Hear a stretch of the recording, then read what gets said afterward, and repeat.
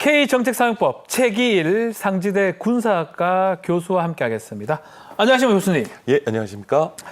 야, 뿌듯한 얘기 오늘 할 것 같은데 6.25 때 우리가 미국의 야포 같은 거 봤던 거 기억이 나거든요. 야, 근데 우리가 지금 미국 안방에 진출을 합니다. 우리 방산 분야 오랫동안 연구하신 아주 대가신데 이번 계약 남다른 또 의미가 있다고 생각이 드실 것 같아요.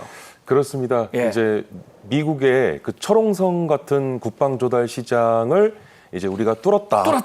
그래서 1950년대 우리가 사실 지금 앵커께서도 말씀하셨던 한국 전쟁 당시만 하더라도 우리가 이런 미군의 M계열 견인포로부터 그다음에 각종 무기를 지원받아서 그렇죠. 우리 이제 우리 거 하나도 없었어요. 다 미국 거 아닙니까? 네, 사실은 이제 그래서 그때 나왔던 게 이제 네. 미제가 다 좋아 이런 말도 그때 나왔던 것처럼 그러니까요. 그때 당시 이제 미국산 무기에 대한 의존도가 컸던 우리였지만 이제 반세기가 넘는 이 시점에 들어서서 이제는 미군에게 그리고 미국에게 없어서는 안 될 국방 안보 파트너가 됐다. 네.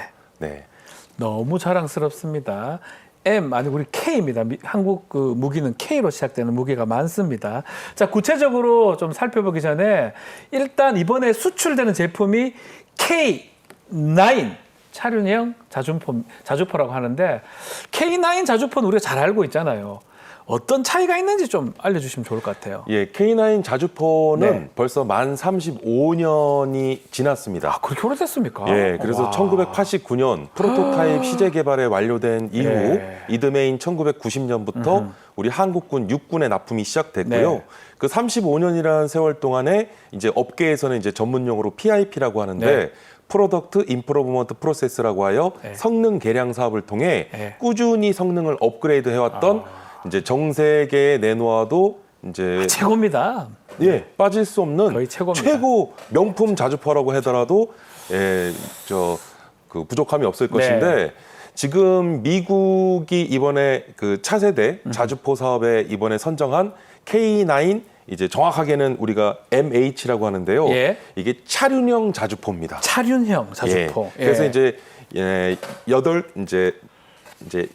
이제 8개씩 해서 양쪽에 이제 결국은 이제 그 바퀴가 바퀴. 달려 있는 그래서 이제 차륜형으로 제작이 됐고 아하. 이 차륜형 자주포는 현재 우리 한국 육군도 현재는 도입하지 않은 자주포입니다. 그래서 이제 미군이 이제 차세대 도입하려고 하는 차륜형 자주포를 이제 우리 하나 에어로스페이스 지금은 이제 하나 디펜스 USA라고 해서 미국 현지 법인과 이제 시제 개발에 대한 계약을 맺게 된 것이죠. 궤도가 아니고 차륜이 8개, 8 곱하기 8로 돼 있다. 차륜형 K9 자주포. 아니 이게 우리나라에 아직 배치도 안 된 건데 미국이 먼저 선택한 거라고 봐야 되겠네요. 상당히 이례적이고요. 예. 이게 사실은 기존에 우리 한국의 이제 한국군이 사용하는 무기가 예. 이미 실전이나 또는 예. 성능이 검증되고 나서 이제 해외 쪽 수출 세일즈를 하게 마련인데 당연히 그래야 되겠죠. 근데 이제 굉장히 이례적이라는 표현이 와. 맞죠. 근데 이제 이게 전혀 없었던 건 아닙니다. 이제 앞서서 이제 최근 한 몇 년 전에 호주의 차기 그 전투 장갑 차량 도입 사업이 있었습니다. 예. 그때 당시에 독일의 라인메탈과 우리 하나 에어로스페이스의 AS21이라는 레드백 장갑차가 경쟁을 하게 됐는데 네.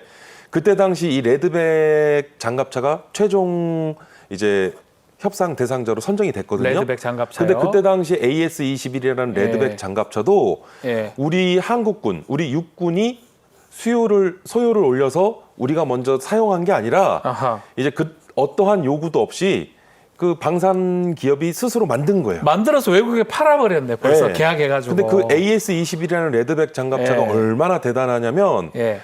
전 세계 이제 장갑차의 끝판왕이라는 수식어가 붙어 있습니다. 그 정도입니까 그게? 그래서 전 세계 자주포에 들어갈 수 있는 장갑차에 들어갈 수 있는 모든 성능과 이런 우수한 그런 것 기술들을 차용해서 개발을 했죠. 근데 아하. 이거는 우리의 수요가 없이 이제 세계 시장을 타깃으로 만든. 그러니까 지금 K9 MH라고 하는 차륜형 자주포도 지금 미국 국방 조달 시장을 겨냥해서 지금 우리 한화가 개발한 그러한 차세대 자주포라고 할 수 있겠습니다. 좋습니다. 자, 우리가 국제 시장을 겨냥해서 만든 무기들인데 미국이 왜 이 차륜형 자주포를 선호를 합니까?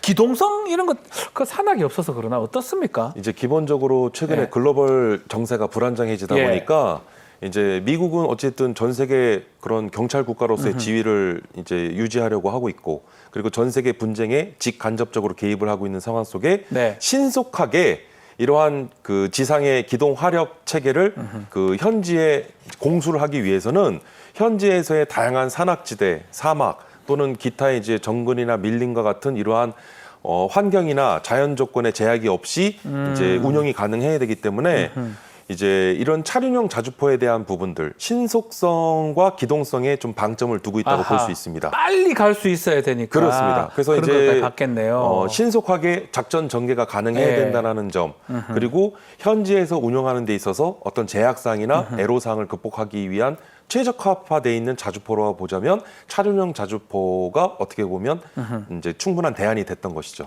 어쨌든 이번 사업에 전 세계 내노라는 방산기업 대부분 참여했다고 하던데요.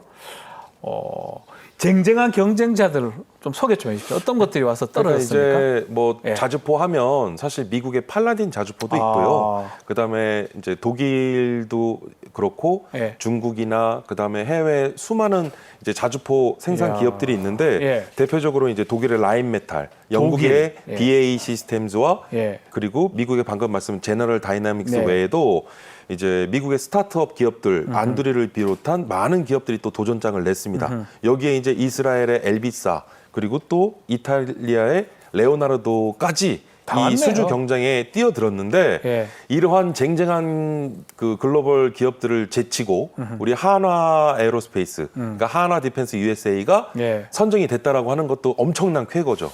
사실 예. 미 국방 조달 시장에 진입한다는 것 자체는 아하. 엄청난 상징성이 있는 그렇죠. 게 미 국방 조달 시장에서 먹히면 전 세계에서 통할 수 다 있다라고 통하죠. 하는. 예, 네. 상식적으로. 그렇습니다. 그래서 그런 수식어가 있기 때문에 사실은 이런 단순한 우리가 수주만이 아닌 그런 이제 본격적인 미 국방 조달 시장 진출 외에도 전 세계 무기 거래 시장에 이제 본격적인 메이저 리그에 진입한 신호탄이라고 볼 수 있겠습니다. 근데 이렇게 쟁쟁한 경쟁자들이 많이 왔잖아요. 전 세계 다 왔는데 우리 하나에서 이게 될지 교수님 그렇게 보셨습니까? 가능성? 사실 솔직히. 저는 99%. 99%요? 이 세상에는 뭐 100%라는 뭐 그런 또 확신을 갖기에는 좀 조심스러워서 예. 99%라고 하면 거의 사실상 내정된 거나 다름없을 것인데, 제가 이러한 자신감을 갖게 된 배경에는 네.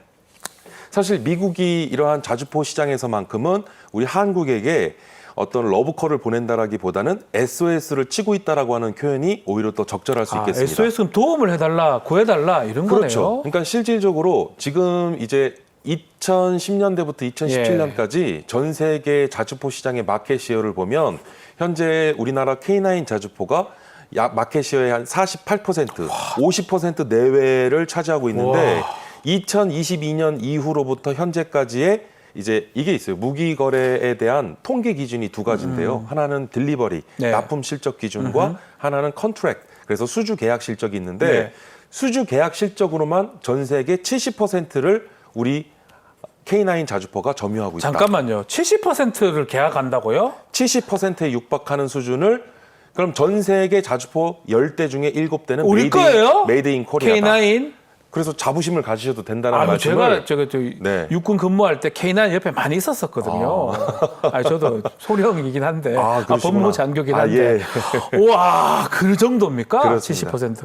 엄청난 건데 일단은 이렇게 경쟁을 하면서 단독으로 이제 계약을 맺은 상황인데 이번 계약에 어떤 내용이 구체적으로 담겨져 있을까요? 사실은 우리가 너무 예. 좀 이제 물론 우리에게는 이제 좀 조급한 마음도 있겠지만 네. 사실 이번 계약은 시제품을 계약하는 단계라고 보시면 됩니다. 그렇군요. 그래서 현재는 시제품 계약 단계고 이제 4년 동안의 시험 평가 기간을 거쳐서 이제 본 계약을 체결하게 된다면 네. 이게 물량이 한 500여 대 이상.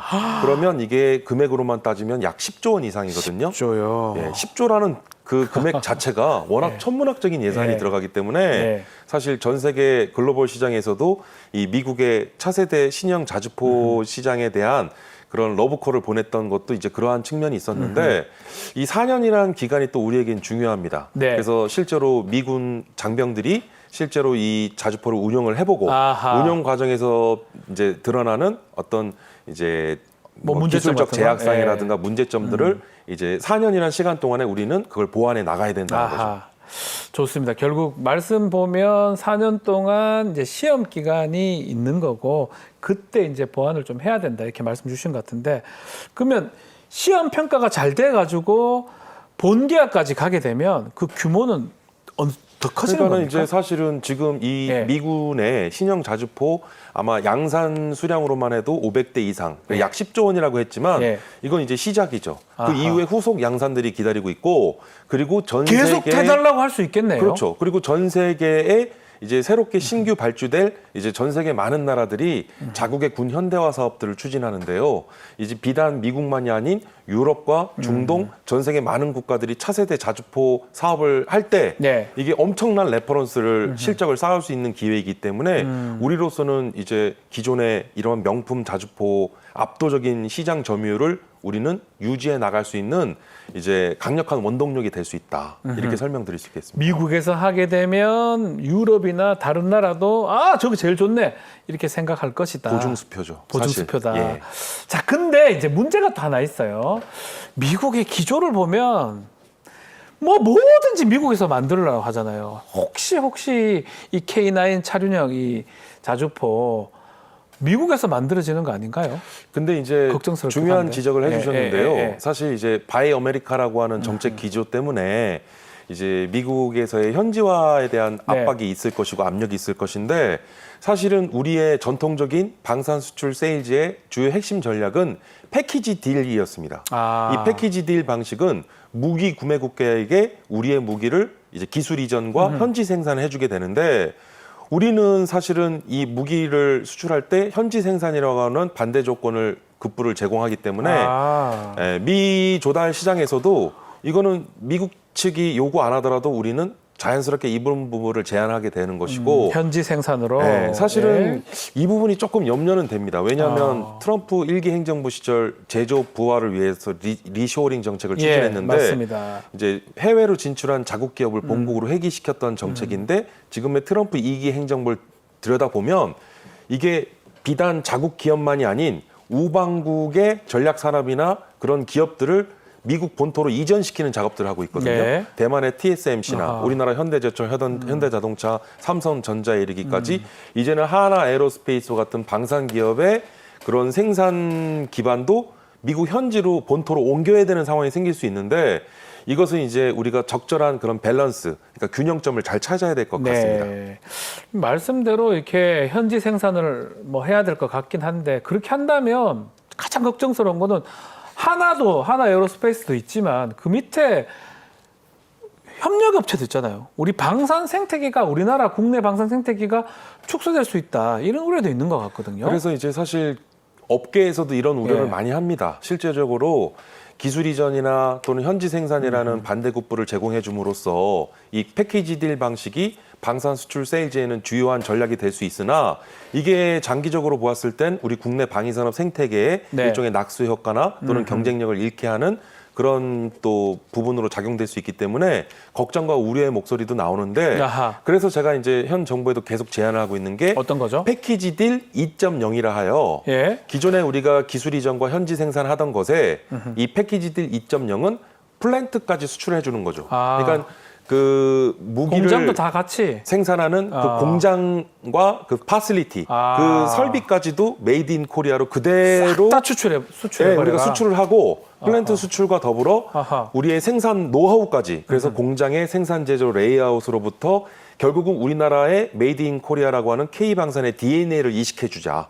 결국은 이렇게 되면 일종의 락인 효과. 결국은 우리 무기에 대한 이제 무기 구매 가격 대비 운영 유지 비용이 약 3배에서 7배 정도 되거든요. 그렇겠네요. 그러면 이 락인 효과라는 것은 결국은 우리나라의 무기를 완성 플랫폼의 무기를 도입한 국가는 결국 우리나라에게 종속됩니다. 우리가 계속 써야 그래서 되잖아요. 이게 이제 일종의 락인 효과라고 얘기했지만 이게 일종의 또 앵커링 효과라고도 설명할 수 있는데 우리에게는 엄청난 부가가치가 높은 이제 애프터마켓 시장을 확보할 수 있는 길이 아하. 되는 거죠.